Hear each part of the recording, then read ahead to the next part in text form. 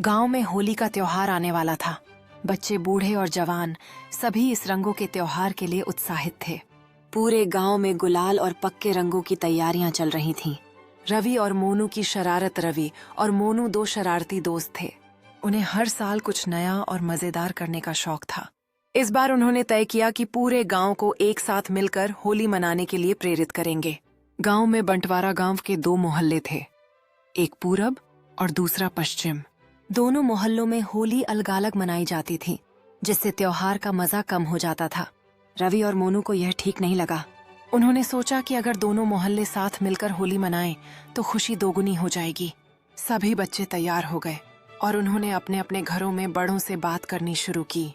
योजना बनाई गई। रवि और मोनू ने दोनों मोहल्लों के बच्चों को इकट्ठा किया और उन्हें समझाया कि अगर हम सब मिलकर बड़े बुजुर्गों को मनाएं तो इस बार पूरी होली यादगार बन जाएगी।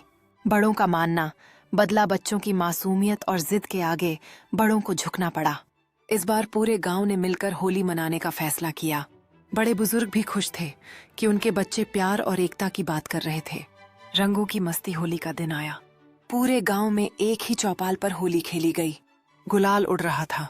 गांव में होली का त्योहार आने वाला था। बच्चे, बूढ़े और जवान सभी इस रंगों के त्योहार के लिए उत्साहित थे। पूरे गांव में गुलाल और पक्के रंगों की तैयारियां चल रही थीं। रवि और मोनू की शरारत। रवि और मोनू दो शरारती दोस्त थे। उन्हें हर साल कुछ नया और मजेदार करने का शौक था।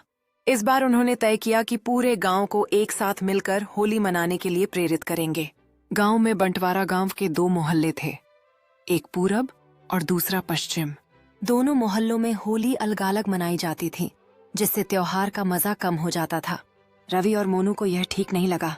उन्होंने सोचा कि अगर दोनों मोहल्ले साथ मिलकर होली मनाएं तो खुशी दोगुनी हो जाएगी। सभी बच्चे तैयार हो गए और उन्होंने अपने अपने घरों में बड़ों से बात करनी शुरू की।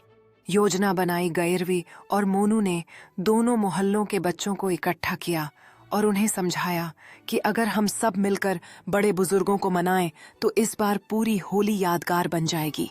बड़ों का मानना बदला। बच्चों की मासूमियत और जिद के आगे बड़ों को झुकना पड़ा। इस बार पूरे गांव ने मिलकर होली मनाने का फैसला किया। बड़े बुजुर्ग भी खुश थे कि उनके बच्चे प्यार और एकता की बात कर रहे थे।